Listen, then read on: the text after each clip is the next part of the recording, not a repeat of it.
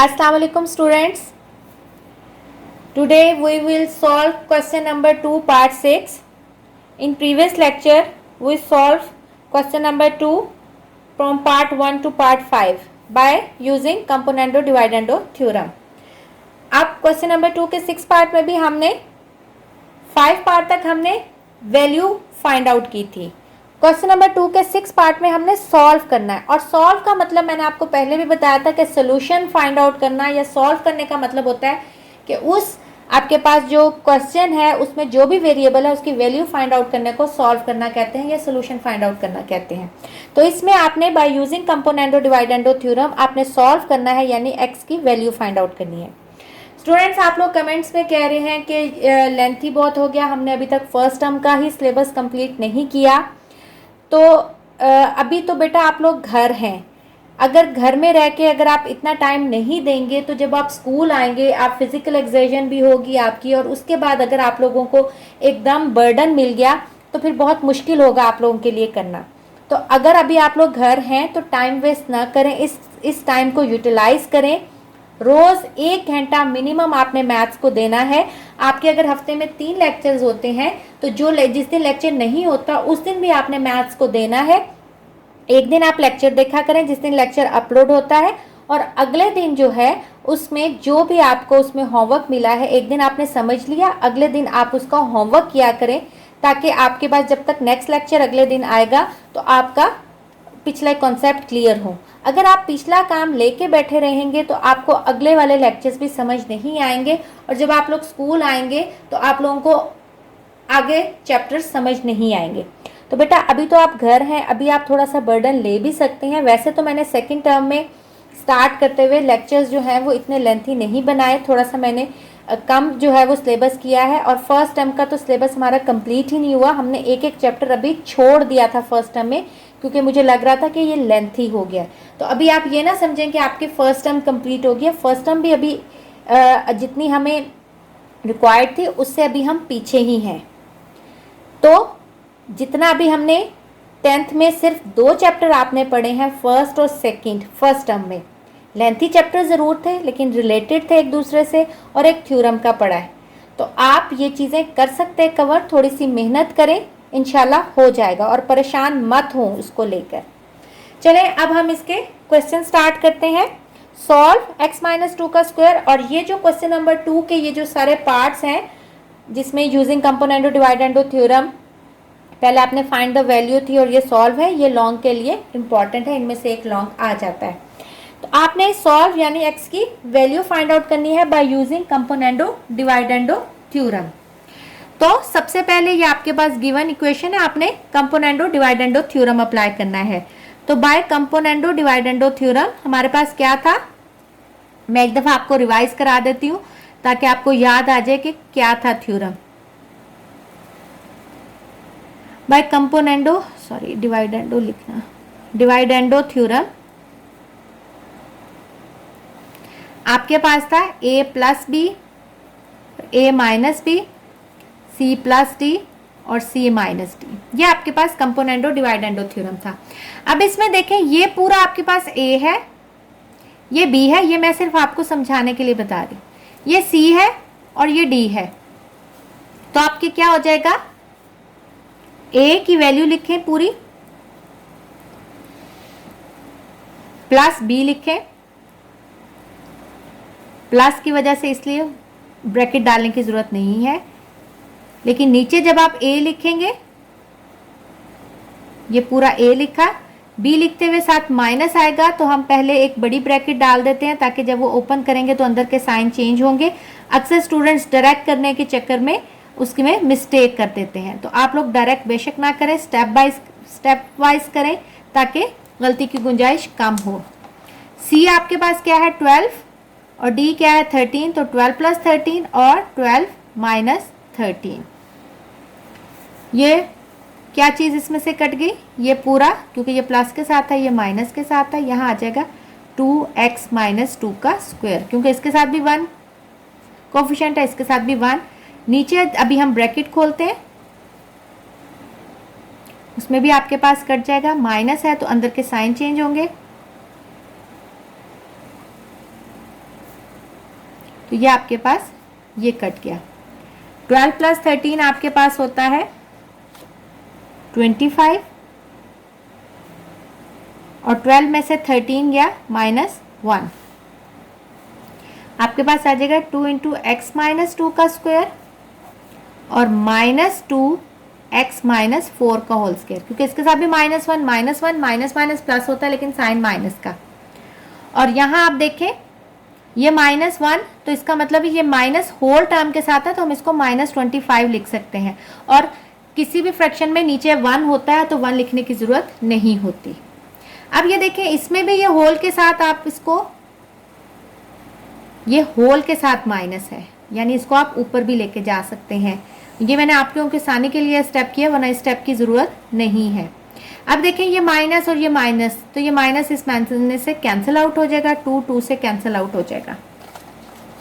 अब हमने x की वैल्यू फाइंड आउट करनी है, लेकिन x तो आपके पास स्क्वायर में मौजूद है। इसका मतलब है कि अगर आप taking square root on both side करेंगे तो आपके पास ये खत्म हो जाएगा और x आपके पास बाहर आ जाएगा। तो मैं लिखूंगी टेकिंग, स्क्वायर को खत्म करने के लिए स्क्वायर रूट लेते हैं,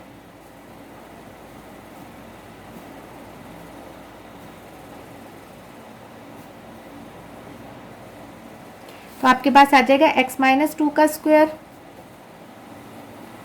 -4 का स्क्वायर और 25 का भी स्क्वायर रूट लेंगे, तो ये इससे कट जाएगा।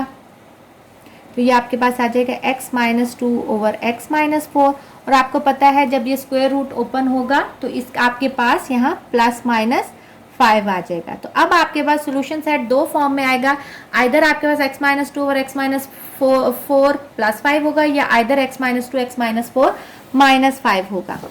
तो हम इसको करते हैं, आइदर आपके पास ये +5 के बराबर है, आइदर -5 के बराबर है।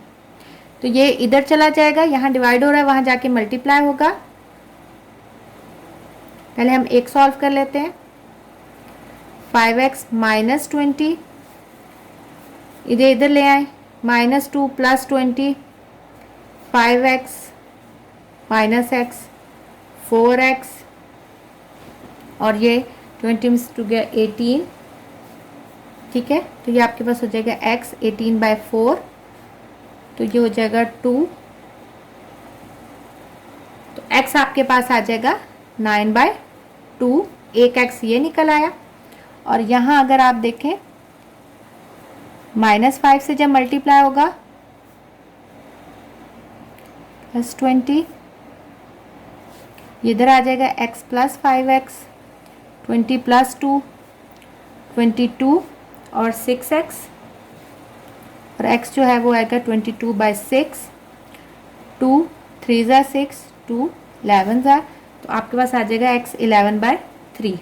तो आपके पास x की दो वैल्यूज आई, तो इसका सोल्यूशन सेट, यानी कि हमने जो सोल्यूशन निकाला, एक वेरिएबल निकाला है तो इसलिए एक ब्रैकेट यूज हो रही है, या तो 9/2 है या 11/3 है इसका सोल्यूशन सेट। अब हम इसका 7 पार्ट करते हैं। अगेन सॉल्व करना है by using component dividend theorem. तो हम क्या होगा, by applying component dividend theorem,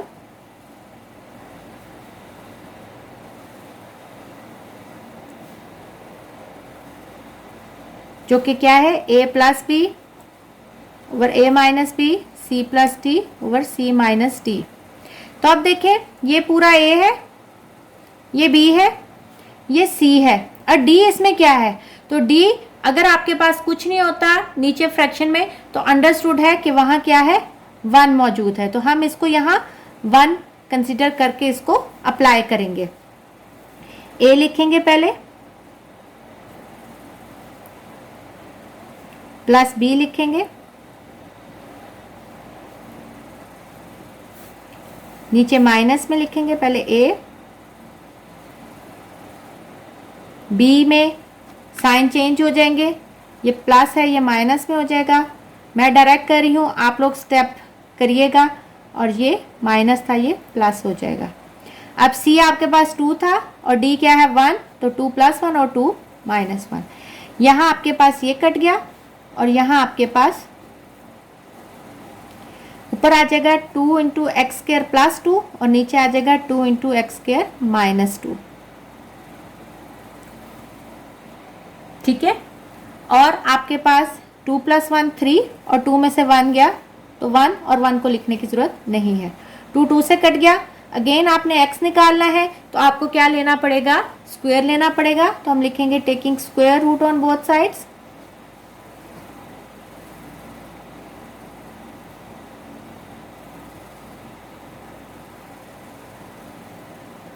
तो हमारे पास क्या आता है, x square plus 2 x square minus 2,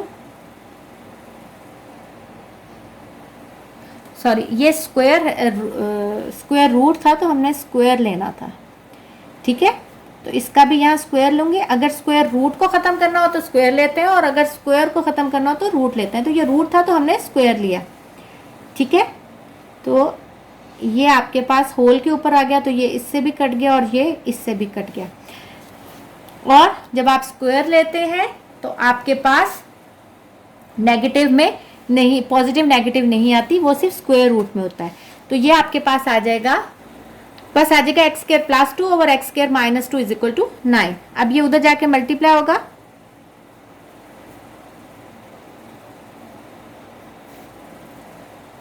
multiply करें 9x स्क्वायर माइनस 18, तो ये इधर आ जाएगा 18 + 2 और 9x square minus x square 28x square, x square 20/8, 2 4s are 2 2s are, तो ये आपके पास एक्स स्क्वायर आ जाएगा 5/2। लेकिन आपको तो x की वैल्यू चाहिए, तो अब हम क्या करेंगे, taking square root on both sides, क्योंकि अब हमने स्क्वायर ख़त्म करना है। Taking square root on both sides,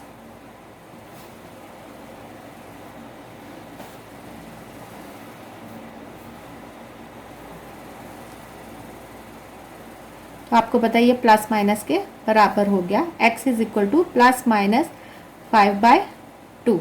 तो इसका सोल्यूशन सेट जो है वो यही बन गया, plus minus √5/2 is the required answer. अब इसका हम 8 पार्ट करते हैं। अगेन सॉल्व करना है बाय यूजिंग कंपोनेंडो डिवाइडेंडो थ्योरम। तो हम अब अप्लाई करेंगे बाय अप्लाइंग कंपोनेंडो डिवाइडेंडो थ्योरम।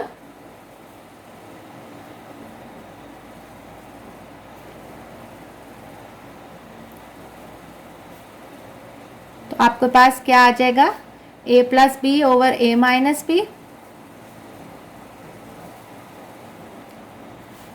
तो आपके पास a क्या है, x square plus 8p square, x square minus p square, ये पूरा a है, प्लस b क्या है, plus 8p square plus x square minus p square. अब हमने माइनस में लिखना है तो अंदर के साइन b के चेंज हो जाएंगे, सॉरी यहाँ माइनस है, ये a की वैल्यू मैंने लिख दी। अब माइनस b लिखना है तो ये पॉजिटिव था तो नेगेटिव हो जाएगा, अगला भी पॉजिटिव था तो नेगेटिव हो जाएगा, और ये 1 + 3 और 1 - 3। यहाँ से आपके पास ये कट गया और यहाँ आपके पास ये कट गया। ऊपर आ जाएगा 2 into x square plus 8p square और नीचे आ जाएगा -2 into x square minus p square, और ये आ जाएगा 4 ओवर -2 नहीं -3 तो -2।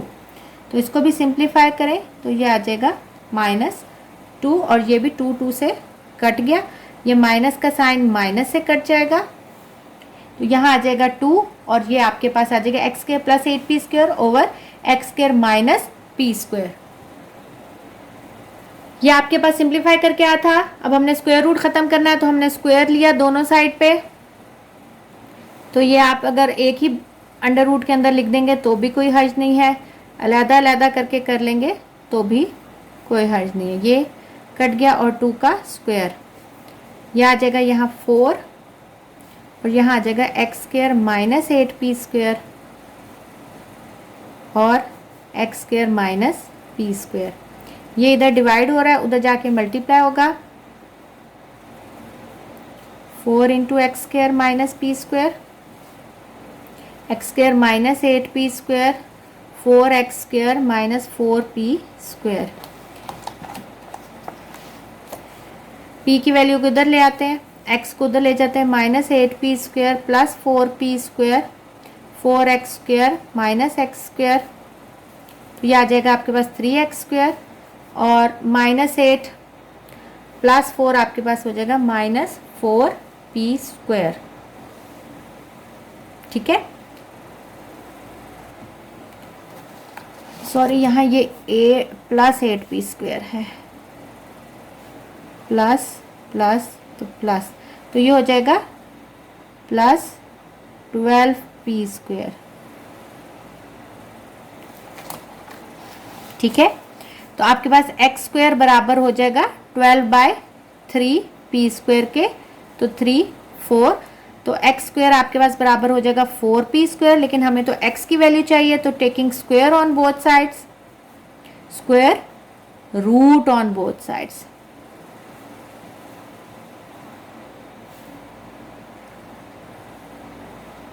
तो आपके पास क्या आता है,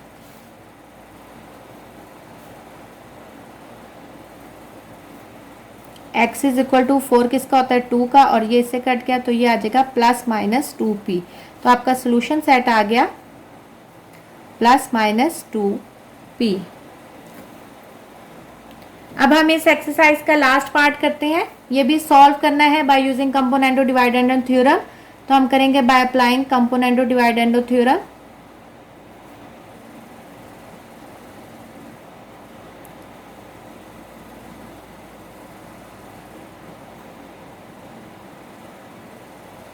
जो कि क्या है a plus b over a minus b. ये a है पूरा, ये b है, ये c है और ये d है। तो अगर हम इसको लिखेंगे तो ये बनेगा x प्लस 5 का क्यूब, ये a है, प्लस b लिखेंगे। अब नीचे माइनस, पहले a लिखेंगे, माइनस, अंदर के साइन चेंज हो जाएंगे, दोनों प्लस में थे तो दोनों किस में हो जाएंगे माइनस में। c आपके पास है 13, तो 13 प्लस 14 और 13 माइनस 14, तो आपके पास ये कट गया और ये कट गया। आपके पास आ जाएगा 2x प्लस 5 का क्यूब और माइनस 2x प्लस 5 का क्यूब। 13 प्लस 14 आपके पास हो जाएगा 27, और इसमें से गया माइनस, ये माइनस माइनस से कट गया और 2 2 से कट गया। x प्लस 5 का क्यूब और नीचे था x माइनस 3 का क्यूब इज इक्वल टू 27। अब देखें ये क्यूब है, तो आपको क्यूब खत्म करने के लिए क्यूब रूट लेना पड़ेगा। तो हम लिखेंगे taking cube root on both sides.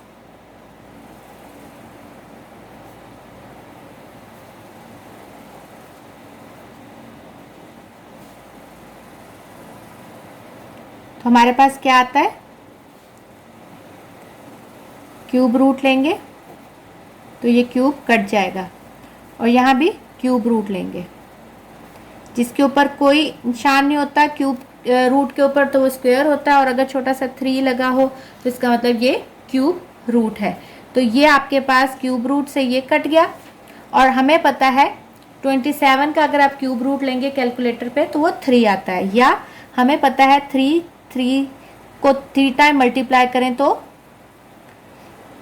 और क्यूब रूट का मतलब 1/3, 3 को 3 टाइम मल्टीप्लाई करें 27, तो ये इससे भी कट जाएगा। तो ये आपके पास आ जाएगा x प्लस 5 और x माइनस 3।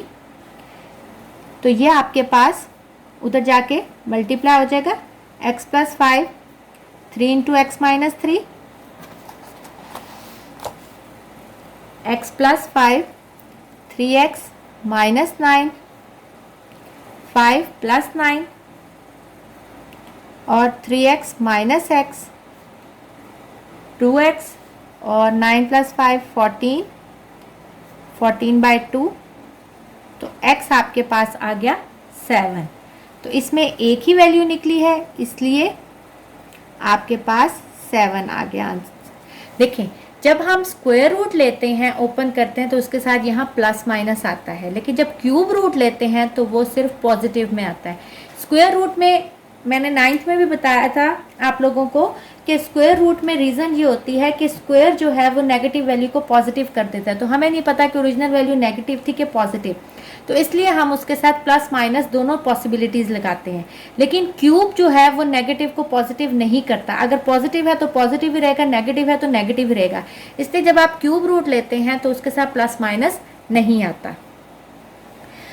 ओके स्टूडेंट्स, उम्मीद है कि आपको ये एक्सरसाइज जो है वो समझ आई होगी। इजी एक्सरसाइज है कंपोनेंट डिवाइडेंड थ्योरम। ये चैप्टर भी बहुत इजी है, तो अगर आप लोग साथ साथ करेंगे, मैंने आज आप लोगों को कोई होमवर्क भी नहीं दिया, उम्मीद है कि आप लोग साथ साथ जो है इसको करते रहेंगे, अगर नोट डाउन करते रहेंगे तो आपको बहुत सारी चीज़ें समझ आ जाएंगी। ओके स्टूडेंट्स, टेक केयर, अल्लाह हाफिज़।